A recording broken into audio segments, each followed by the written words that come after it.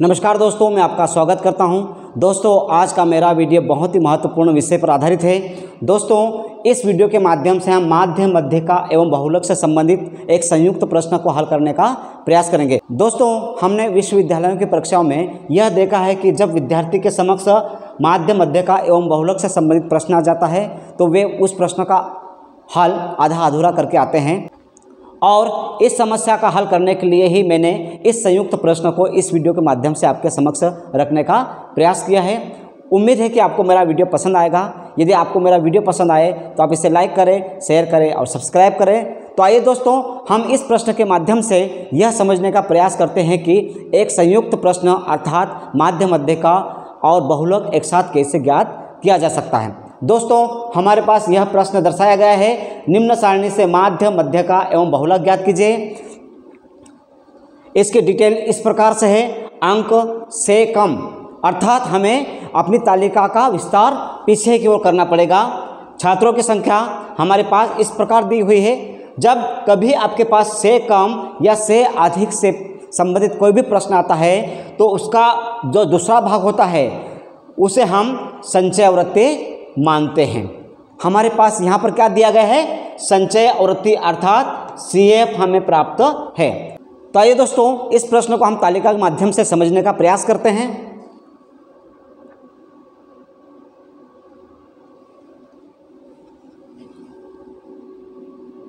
हम इस प्रकार से एक तालिका बनाएंगे।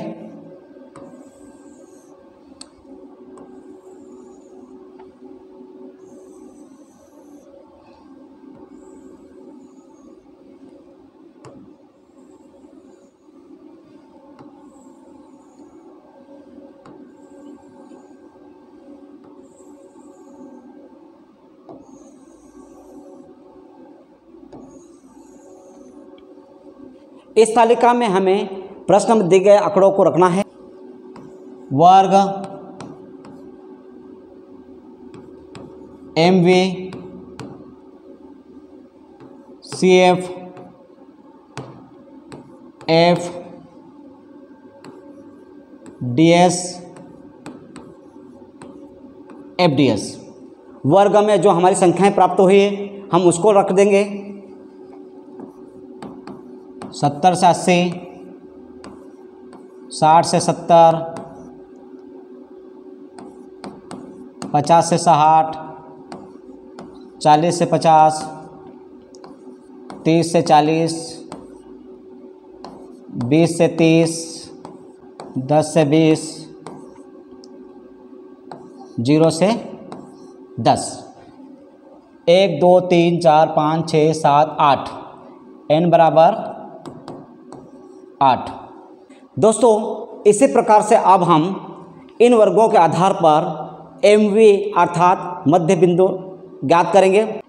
MV ज्ञात करने के लिए हमें इन दोनों संख्याओं का योग करना पड़ेगा और इस योग में हमें 2 का भाग देना होगा, तब हमें मिडिल वैल्यू ज्ञात हो जाएगी। 70 और 80 को जोड़ते हैं तो 150, उसमें 2 का भाग देंगे तो 75। इसी प्रकार इन दोनों को जोड़ते हैं तो 130, 2 का भाग देंगे तो 65, और इसी प्रकार से संख्या प्राप्त होती रहेगी हमें।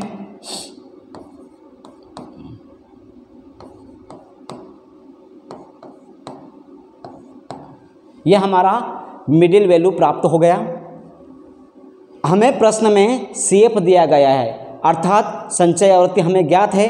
संचय आवृत्ति का आंकड़ा है 50, 45, 40, 30, 16, 10, 7, 3। इस प्रकार से हमें संचय आवृत्ति भी प्राप्त है। दोस्तों, अब हम CF अर्थात संचय आवृत्ति के आधार पर आवृत्ति ज्ञात कर लेंगे।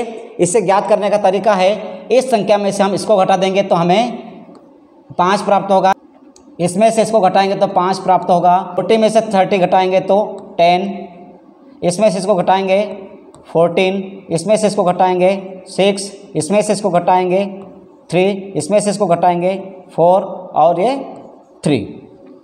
अब हमें आवृत्ति भी प्राप्त हो गई है जो सिग्मा F बराबर 50 के रूप में प्राप्त हुई है। अब हम ds ज्ञात करेंगे।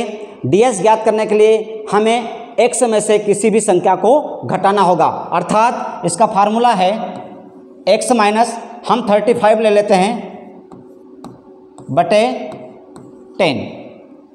इसका अर्थ है कि जो हमारा x है ये अभी हमारा x के रूप में काम करेगा mv। दोस्तों इसका आशय ये है कि ये x की संख्याओं में से हमें 35 को माइनस करना है और उसके पश्चात हमें 10 का भाग देना है, तब हमें क्या प्राप्त हो जाएगा, हमारा ds प्राप्त हो जाएगा। 75 में से 35 को घटाएंगे तो हमें प्राप्त होगा 40। 40 में 10 का भाग दे देंगे हम 4, यहाँ पे 4 आ जाएगा। इसमें से इसको घटाएंगे तो हमें 30 प्राप्त होगा। 30 में 10 का भाग दे देंगे तो हमें 3 प्राप्त हो जाएगा। इसमें से इसको घटाएंगे तो हमें प्राप्त होगा 20। 20 में 10 का भाग दे देंगे तो हमें 2 प्राप्त होगा। इसमें से इसको घटाएंगे तो हमें प्राप्त होगा 10। 10 में 10 का भाग देंगे तो हमें 1 प्राप्त हो जाएगा। 35 में से 35 को घटाएंगे तो 0। इसमें से इसको घटाएंगे तो माइनस के 10 प्राप्त होंगे। उसमें हम 10 का भाग देंगे तो माइनस का 1 प्राप्त होगा, माइनस का 2 प्राप्त होगा, माइनस का 3 प्राप्त होगा। अब हमें ds प्राप्त हो गया है, हम ds का योग कर लेंगे। सिग्मा ds 4 और 3 7, 7 और 2 9 और 1 10, 10 प्लस के हमारे पास प्राप्त हुए। 3 और 2 5 और 1 6, 6 माइनस के है तो 10 में से 6 माइनस हो जाएंगे तो हमें ds प्राप्त हो जाएगा 4। अब हम f के साथ ds का गुणा कर देंगे। इसका इसके साथ गुणा होगा तो 20, इसका इसके साथ गुणा होगा तो 15, इसका इसके साथ गुणा होगा 20, इसका इसके साथ गुणा होगा 14, 0 माइनस के 3, माइनस के 8, माइनस के 9। इन संख्याओं को भी हम जोड़ लेंगे और माइनस की संख्याओं को घटा देंगे। प्लस की संख्याएं हमारे पास इस प्रकार से 4 है जिनका योग होता है 69, ये प्लस के होंगे, और इनका योग होता है 20। इसमें से हम घटा देंगे तो हमें 49 प्राप्त हो जाएंगे। सिग्मा FDS के रूप में 49 हमें प्राप्त हो जाएंगे। इस प्रकार हमने एक तालिका बना ली है। अब हम सूत्र के माध्यम से इस सवाल को हल करने का प्रयास करते हैं।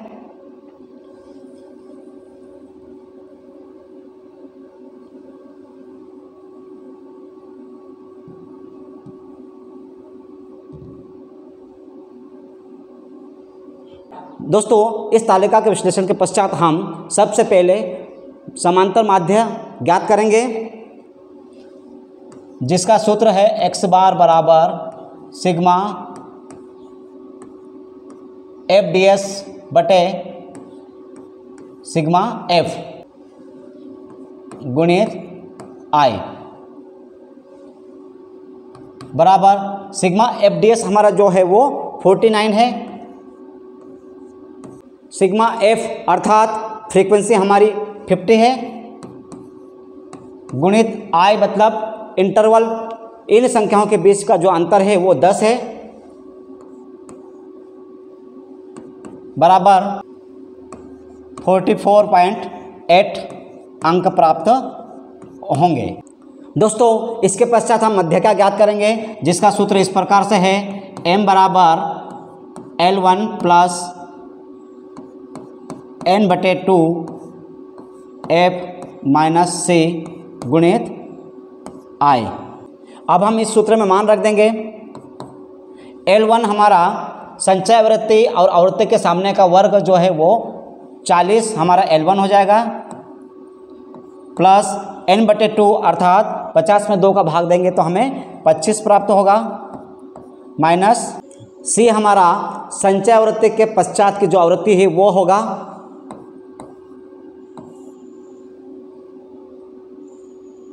बटे F हमारी है वो आवृत्ति है 14 गुणित I अर्थात 10 बराबर 40 प्लस इसमें से इसको घटाएंगे तो 9 बटे 14 इंटू 10।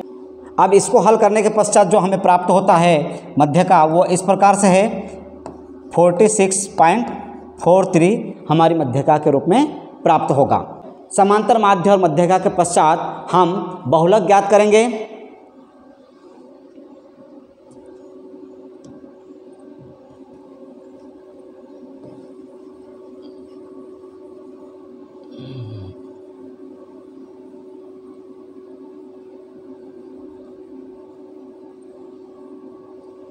Z बराबर L1 plus F1 minus F0 बटे 2F1 माइनस 2F0 माइनस